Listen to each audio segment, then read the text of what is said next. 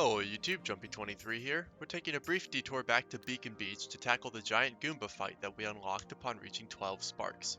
We already saw one giant enemy, the giant Wild Claw. All other giant enemies are optional bosses like this. They're still immune to dashes and stomps and have utterly ridiculous HP pools. Our best tool for killing these guys, by far, is Steely Stare. With all of the Steely Stare upgrades, it has 3 charges, and each does 120% of normal damage. Hero Sight isn't nearly as good, but it's still our second best damage per action, so I'm bringing Mario. The last unit choice isn't too important, because they're mostly going to be spamming Turbocharge.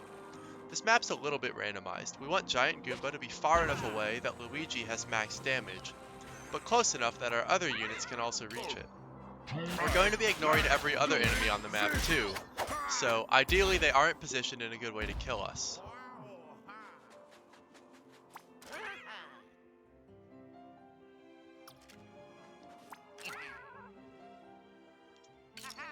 The giant Goomba has a pretty short movement range, so short in fact that it doesn't trigger all 3 charges of Steely Stare when it moves. Anyway, it doesn't move first on enemy phase, and we don't want the mooks to consume our Steely Stare charges. So it's time for our old friend, Screech.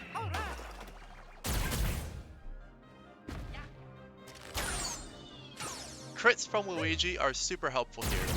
It depends on damage rolls and crits from other units, but I need either 1 or 2 out of 6, which at 20% odds is fairly likely. Unfortunately, this map is completely flat, so I can't guarantee crits. Anyway, after taking an absolute pounding, the Goomba also ran into 3 of his allies and immediately killed them, which is super helpful. That behavior is consistent when I use Whoops Gotta Go from that position. Fortunately, it's easy to set up precise positions when they're next to cover, because of how the game adjusts your position toward the center of a cover block. And with the help of the giant Goomba, we escaped that enemy phase completely unscathed. Now it's time for turn 2, and we've blown absolutely all of our resources and can struggle to deal the remaining 3000 damage this turn. So it's time to get those resources back. Literally everyone will use a cooldown clock this turn. 3 Steely Stare hits at 1200 damage each is more than enough, so everyone else can just focus on support. Mario moves to this side of the giant Goomba so that I can basically send him tangential to Luigi's range, keeping the Goomba in the max damage zone the whole time.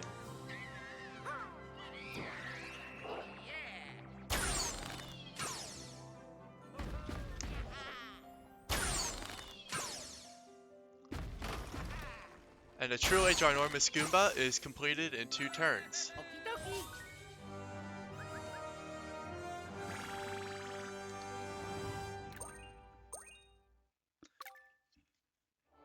Next, we have a Seas map with just Mario and Luigi, brothers in arms.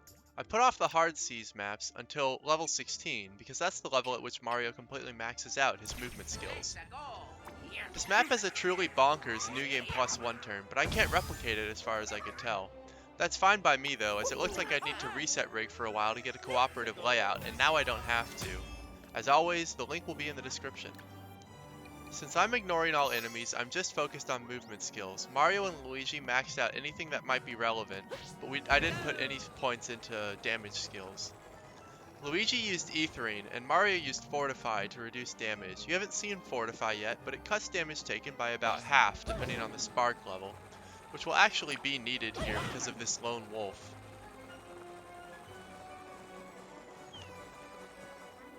There's honestly not too much to say in this map. It's pretty straightforward, and by now team jump chaining should be as routine to you guys as it is to me.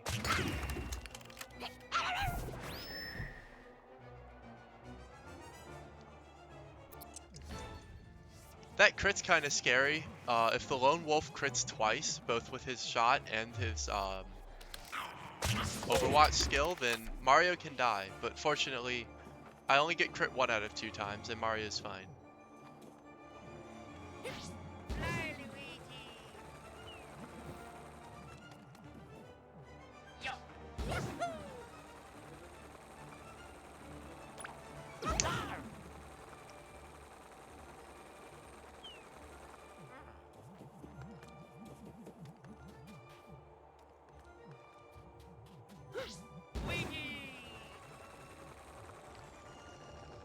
This team jump is annoyingly tight, but if I did screw it up, I could use a move boost. but I don't screw it up, and Brothers in Arms is completed in 2 turns. Now it's time for a much harder seas map. Toad Trouble and Pristine Peaks can actually easily be one-turned.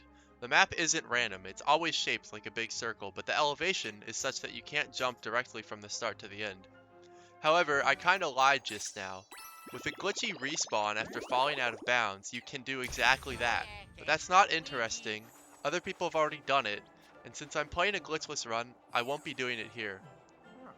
I deploy Mario and Luigi again for their big team jumps, and my last deployment is Rabid Mario because, as you saw, with his 19 base move, he can reach the first stair without a boost.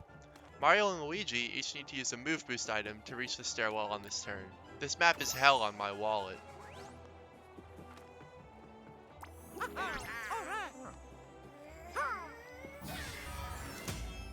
Alright, time for the first truly incredible stomp chain of this LTC.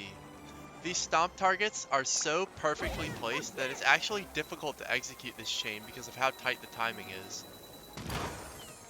I found that delaying the first 2 stomps to the last second makes the third one a bit easier, so I think that where you click the stomp input from actually matters, i.e. when Mario bounces back up, he goes to where he was before he stomped instead of directly overhead the enemy. But anyway, with 23 seconds of flight time, Mario traverses like 2/3 of the map in a single jump. That's still far from enough to easily seize next turn, so Rabid Mario and Luigi will need to play catch up. Fortunately, the stairways are going to help a lot with that.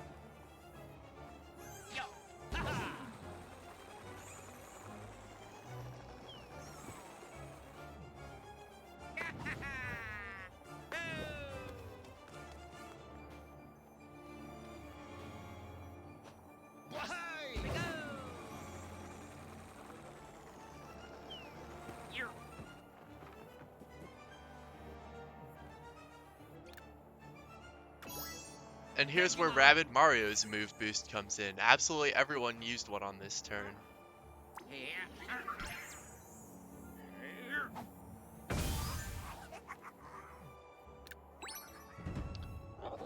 On this enemy phase, I intentionally let my characters get hit by fire in the hopes that it pushes me toward the goal. Even though Luigi's invisible, Rabid Mario still spreads fire to him by contact. However, in hindsight, I had much more to lose than to gain from being hit, so this was stupid. Fortunately, they can both still reach the stairs despite being pushed back a bit. The stairs extend Luigi's movement, and then, after a team jump, he reaches the next stairs, which extend his movement yet again.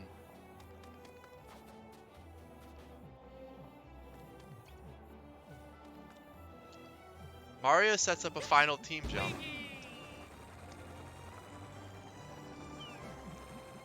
And then after using one more move boost, I can seize. I think that if I had used Luigi to boost Mario at the end instead, I could have saved this final move boost, but whatever. It's just 130 gold, and I have way too much than I know what to do with anyway. Time for the final map of Pristine Peaks, which will yet again be the Madame Boistrella map, Midwinter Gateway. As always, gateways are route maps. This one will be a lot easier than Sunrise Gateway was though. This map's biggest threat is, again somehow, 4 Wild Claws, although it also has Bob-ombs, Scopers, and Sea Stooges. Edge's 4 dashes will help a lot with taking out Bob-ombs and random other stuff, and Luigi's 3 Steely Stair shots, with guaranteed crits, will definitely be massive. Rabid Mario, of course, has huge damage too.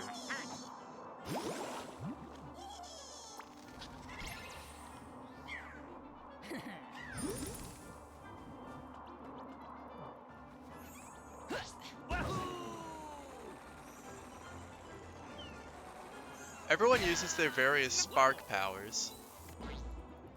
And then Rabid Mario has an easy donk on these 4 enemies that were kind enough to bunch up at the start. I actually do need the damage from that Bob-omb throw in order to one-shot the Scopers.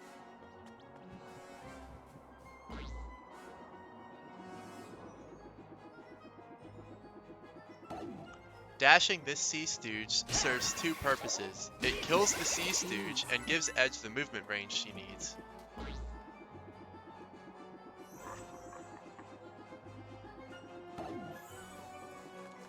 She boosts Luigi to his sniping post. And And then, after setting up an Aquanox Steely Stare combo, we take advantage of another mechanic you haven't seen yet. The knockback from getting dashed also triggers Overwatch skills. With this, I'm able to make Steely Stare hit the enemies that I really want to, and not waste any charges. Since these two Wildcats are close to Luigi, I needed about 600 extra damage, like from one of Edge's dashes, to kill them anyway. Using a weapon attack on a Bob just feels so wrong, but it's the right move here.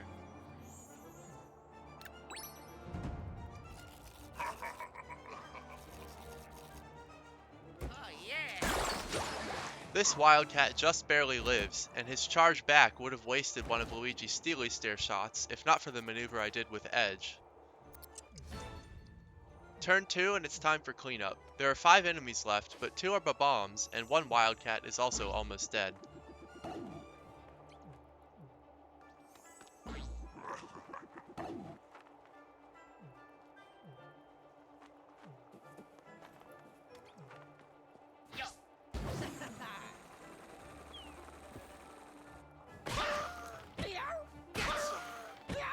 Yet again, the bonus movement from dashing is very helpful, as it allows Edge to dash this Bomb. I also needed the Bomb to have enough damage on the Scoper, funnily enough. 4 dashes wouldn't quite have cut it.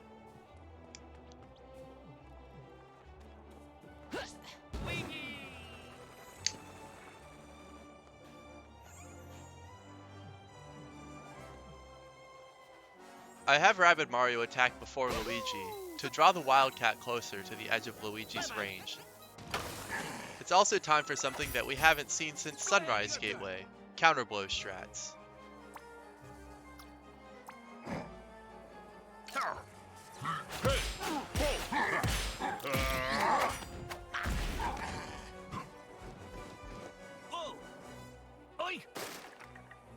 Counterblow has a tendency to hang like this for a handful of seconds, which always makes me worry that the game is going to crash or something. It never does, but it sure is weird. Although strangely, when it happens, the Wildcat often fails to attack a second time after getting counterblown, so I shouldn't be complaining, I guess.